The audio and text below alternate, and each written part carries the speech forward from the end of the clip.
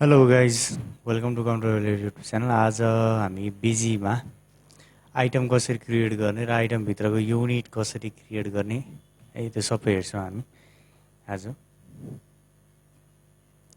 जस्तै हामीले सुरुमा आइटम मात्रै बनाउनु पऱ्यो भने सजिलो हामीलाई चाहिँ यहाँबाट हुन्छ। मास्टरमा गएर यहाँनिर एडमिनिस्ट्रेसनमा गएर मास्टरमा गएर आइटममा गएर एड गरिदिने। यहाँबाट एड गर्दा नि भयो, अथवा हाम्रो सर्टकट भनेको यसको कन्ट्रोलसँग F2 बटन रहेको छ। यो आइटम मास्टर एड गर्नलाई कन्ट्रोलसँग F2। अगाडिको भिडियोमा मैले कन्ट्रोल F1 लेजर क्रिएट गर्ने भनेको थिएँ। कन्ट्रोल F2 हाम्रो आइटम क्रिएट गर्नलाई। जस्तै अब यहाँबाट क्रिएट भयो, बाहिरबाट पनि क्रिएट भयो है। अब यहीँनिरबाट जस्तै हामीले बिल गर्दै गर्दा क्रिएट गर्नु पऱ्यो भने चाहिँ कुरो चाहिँ एउटै हो।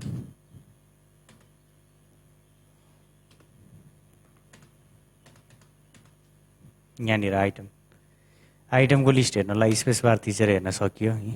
अब क्रिएट गर्नलाई भनेको कन्ट्रोलसँग F2 थिचेर यहाँबाट क्रिएट गर्न सक्यो हामीले।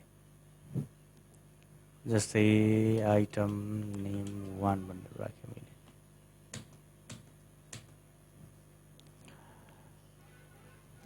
मैले। हामीले यहाँनिर आइटम नेम राखेर है यहाँनिर प्रिन्टको नाम अर्को पनि राख्न सक्यो।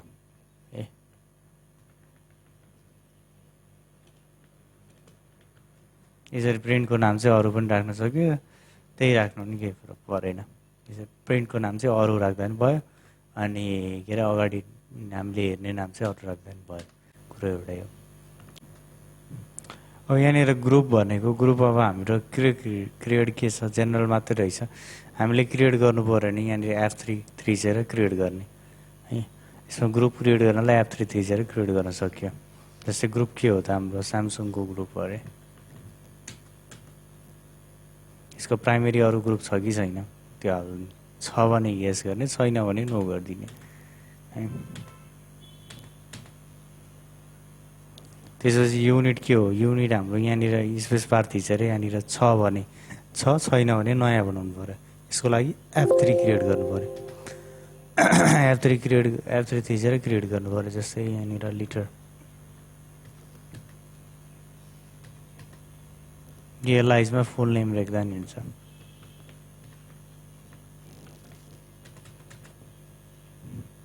ओपनिङ स्टक हाम्रो कति छ त्यो हाल्न सक्यो यहाँनिर है।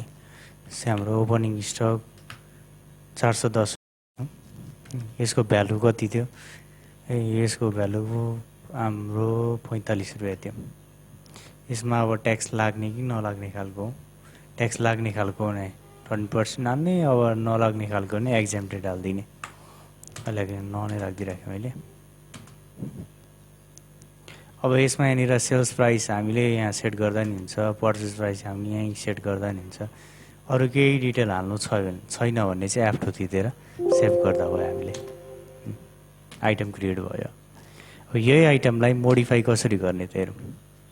यो आइटमलाई मोडिफाई कसरी गर्ने, यसैमाथि जाने, यसमाथि गएर अल्टसँग M, मैले अगाडि लेजर मोडिफाई पनि यही भनेको थिएँ। अल्टसँग M थिचेर यसरी मोडिफाई गर्न सक्यो हामी। डाइरेक्ट यहाँनिर मोडिफाई गर्न सक्यो। म यहाँबाट मोडिफाई गर्दिनँ, डाइरेक्ट उतैबाट गर्छु एडमिनिस्ट्रेसनबाट भन्दा नि भयो। यहाँबाट गएर यो एकाउन्टको भयो, यहाँ आइटमको भनेर रहेछ।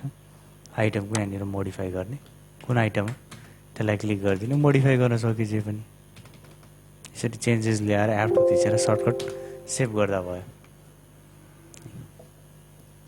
अब यहीँनिर म यता आइहालेँ। अब यहाँबाट डिलिट गर्नलाई के गर्ने त, यहीँ आएर जस्तै आइटम 1मा क्लिक गरेँ। डिलिट गर्नलाई मैले अगाडि लेजर पनि डिलिट गर्नलाई F8 भनेको थिएँ, यहाँ पनि डिलिट गर्नलाई आइटम डिलिट गर्नलाई F8 इन्टर गरेर डिलिट गर्यो। जस्तै अब यो त यहाँबाट भयो। अब ट्रान्जेक्सन गर्दै गर्दा डिलिट गर्नु पऱ्यो भने त्यहाँ पनि प्रोसेस सेम हो। जस्तै आइटम आउनुभयो, स्पेस बार थिच्ने, कुन चाहिँ डिलिट, यसलाई डिलिट गर्ने हो, क्लिक गर्ने है, क्लिक गर्ने, यसमाथि जाने, लेफ्ट आएर थिचेर यहाँनिर अल टाइम थिच्ने मोडिफाईको लागि। मोडिफाई गइसकेपछि अब डिलिट गर्नलाई के अरे यहाँनिर F8 थिच्ने।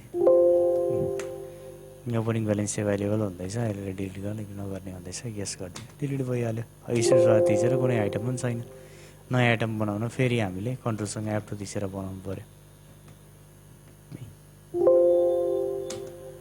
अस्त आजको हाम्रो लेजर क्रिएट, युनिट क्रिएट पनि भयो, ग्रुप पनि क्रिएट भयो है। ग्रुप र युनिट क्रिएट गर्नको लागि हामीले F3 बटन युज गरेको थियौँ। हस्तको भिडियोको लागि च्यानललाई सब्सक्राइब गरिदिनु होला, भिडियोलाई लाइक गरिदिनु होला, केही बुझ्नु भएको छैन तलपट्टि कमेन्ट बक्समा कमेन्ट गरिदिनु। हस् त, थ्याङ्क यू।